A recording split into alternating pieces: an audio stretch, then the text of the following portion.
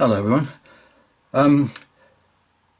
As you probably know, I'm getting into feudals now, and one of the things that has prompted me is a really lovely set of STL files for 3D printing from a company called Printable Scenery, and they've just brought out some really nice collection of what they call country and king.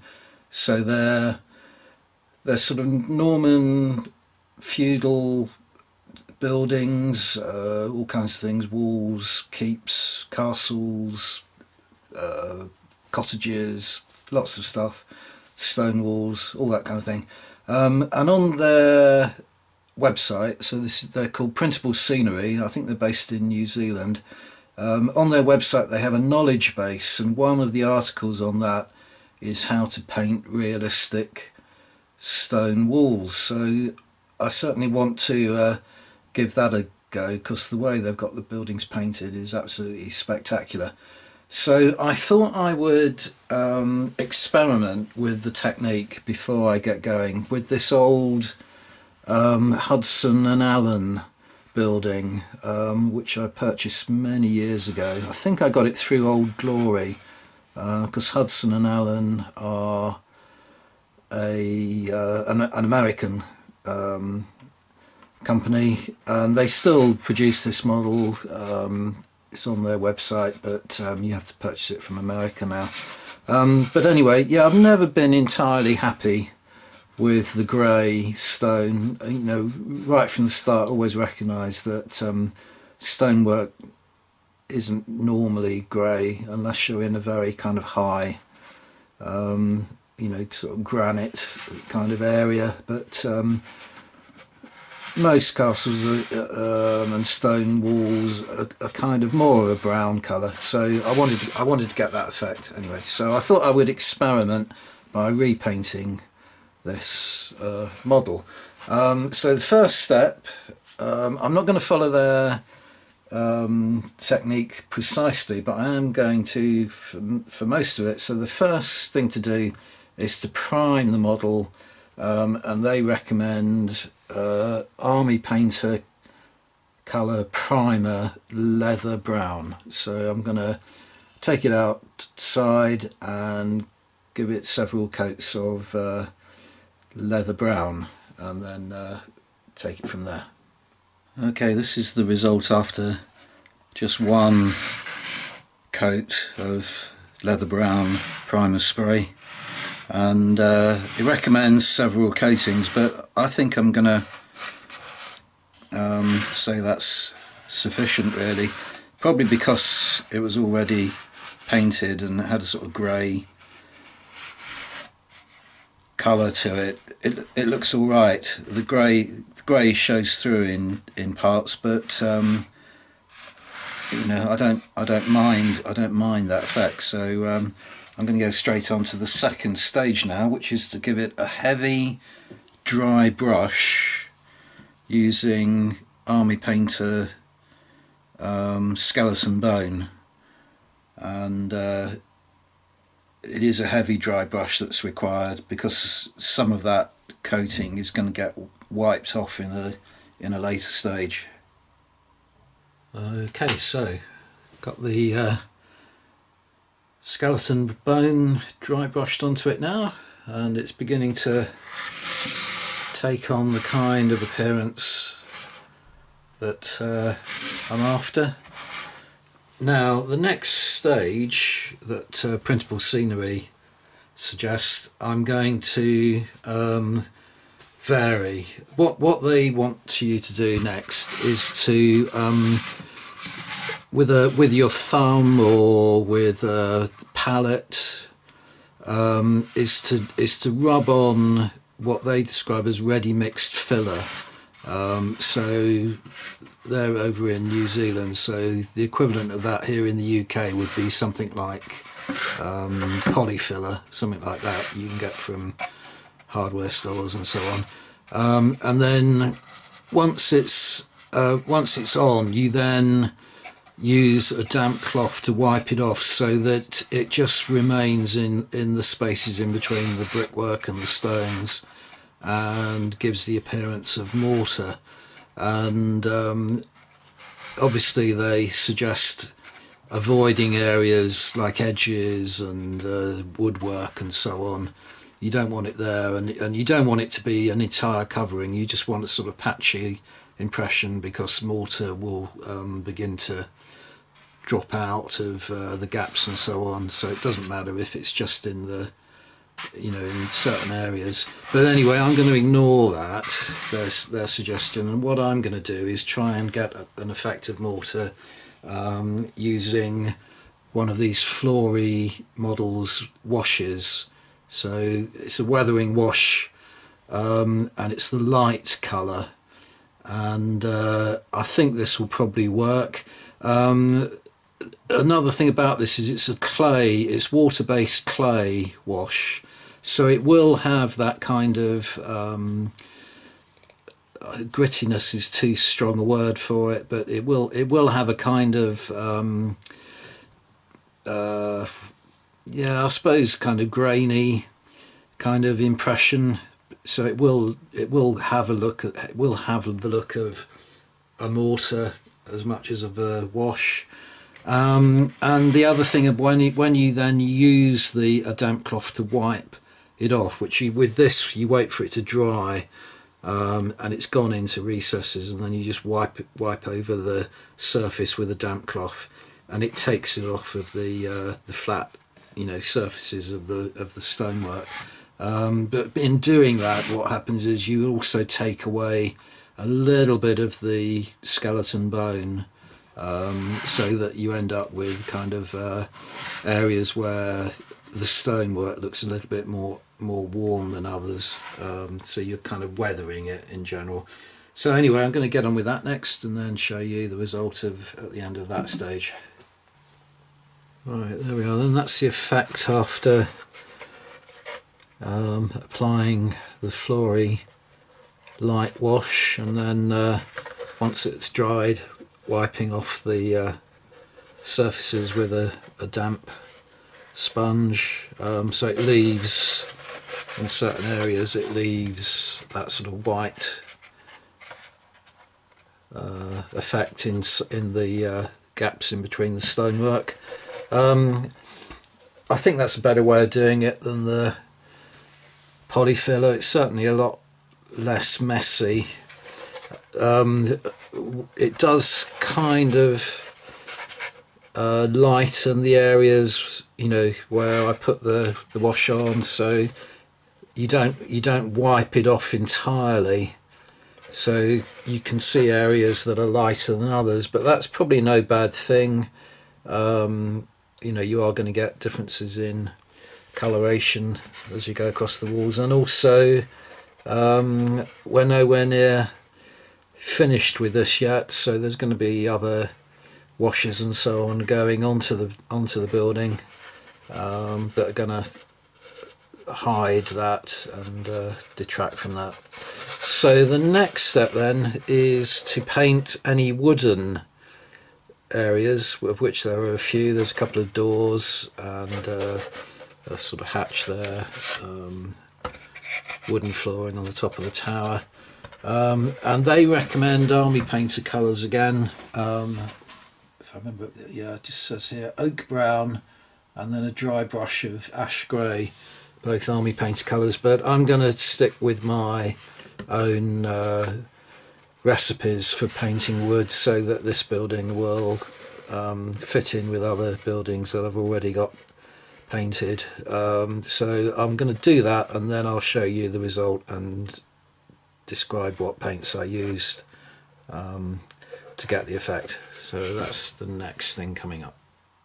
Right then, so I've painted the woodwork now to my satisfaction. It's not brilliant, but it's the way I kind of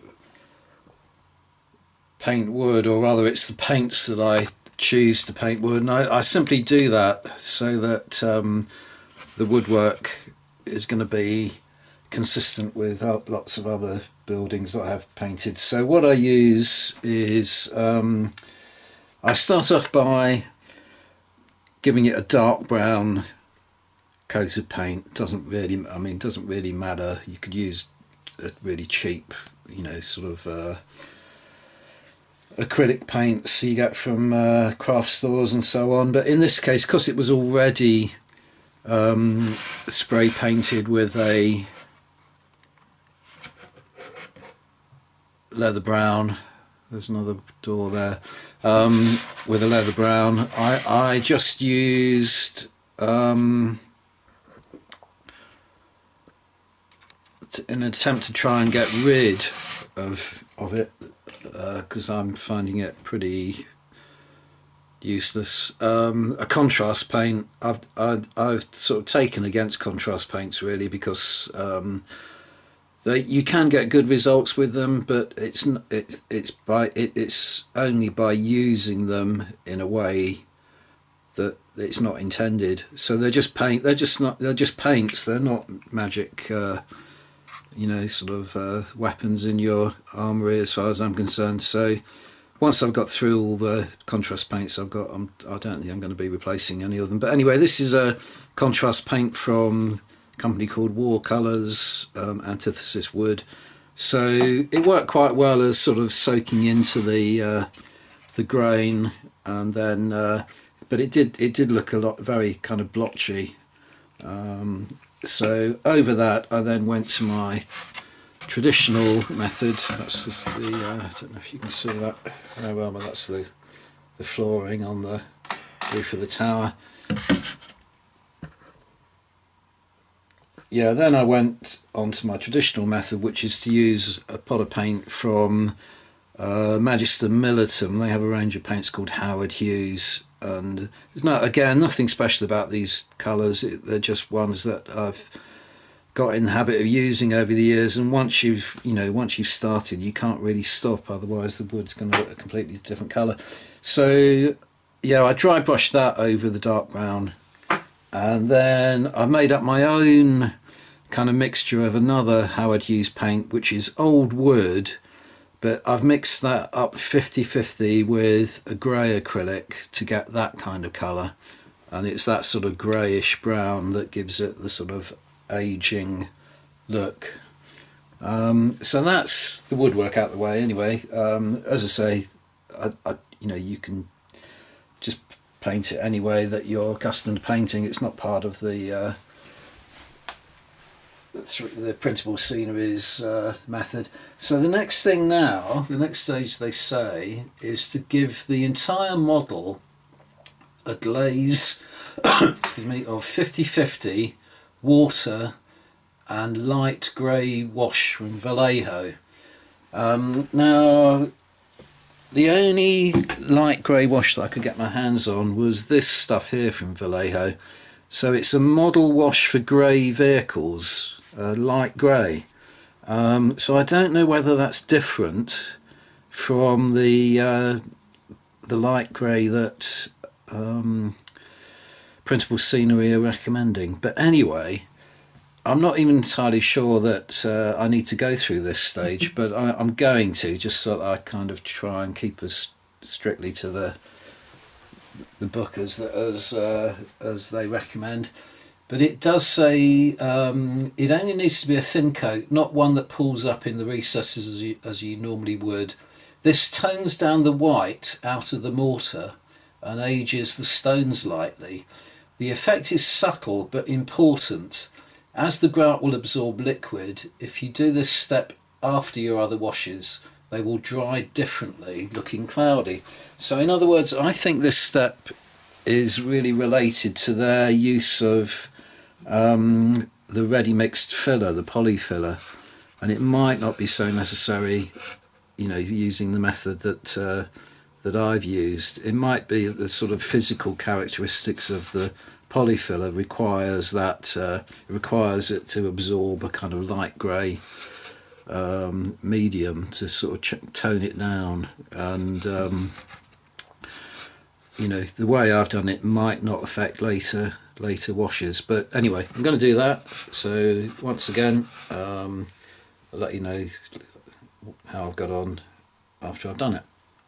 Well, that effect is quite subtle, but I mean, I'm glad I included that stage. It has sort of given it a very kind of thin greyish coat that's sort of toned it down a little bit, made the lighter patches just a little bit darker.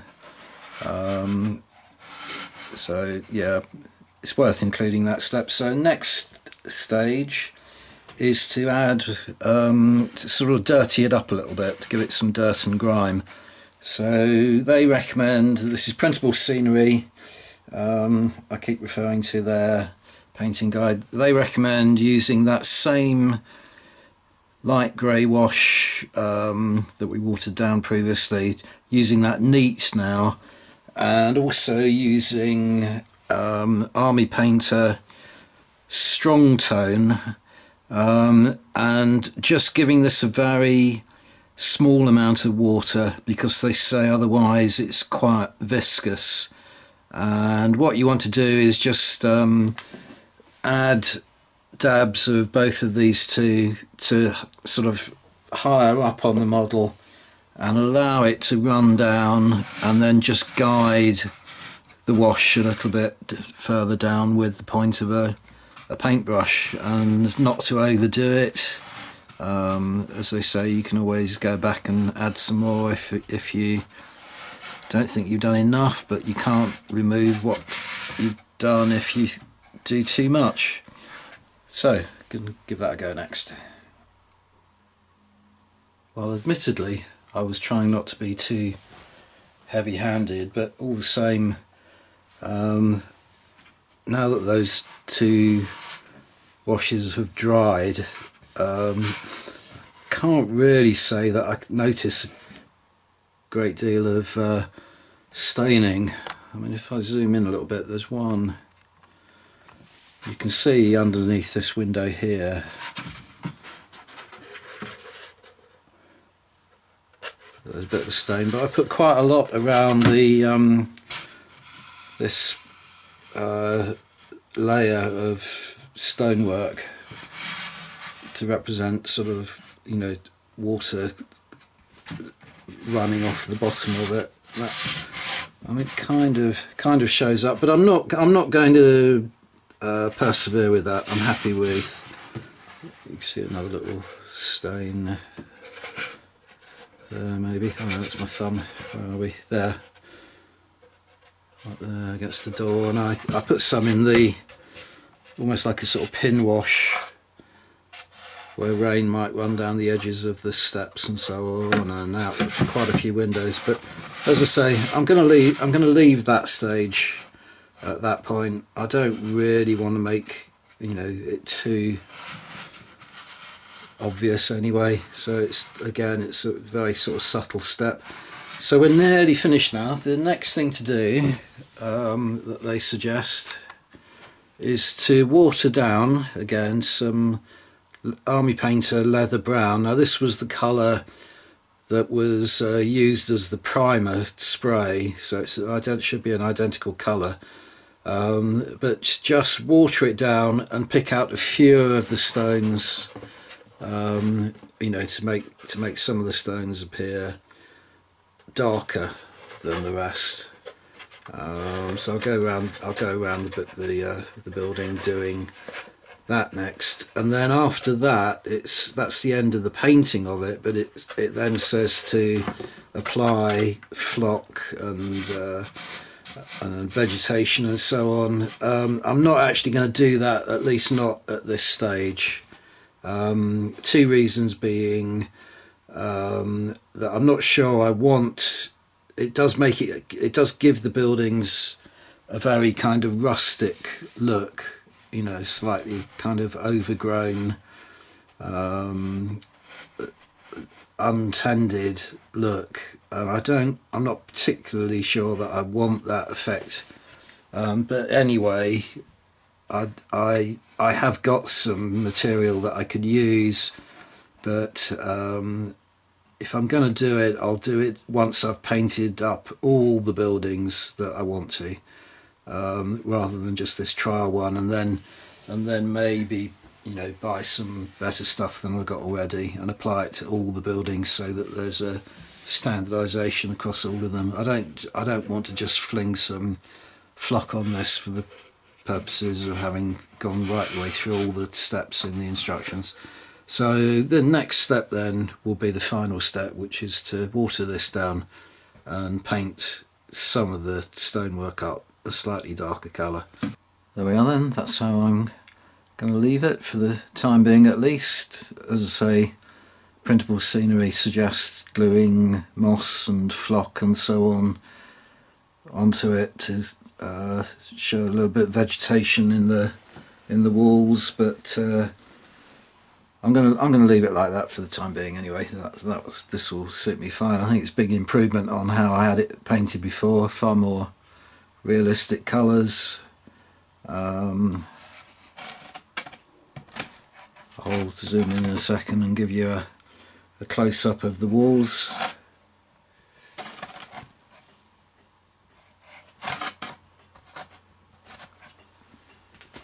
Yeah, really pleased with that. So let's just zoom in a little bit, give you a little bit of a closer look.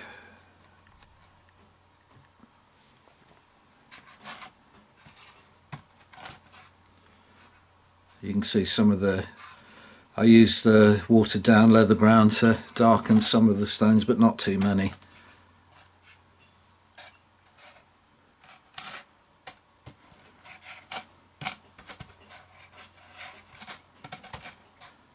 So it's a technique worth copying, I think. I'm pleased I discovered that, and I'm going to get going now with printing off some of Printable Scenery's Country and King Kickstarter, get some feudal buildings, and hopefully get going with my feudal project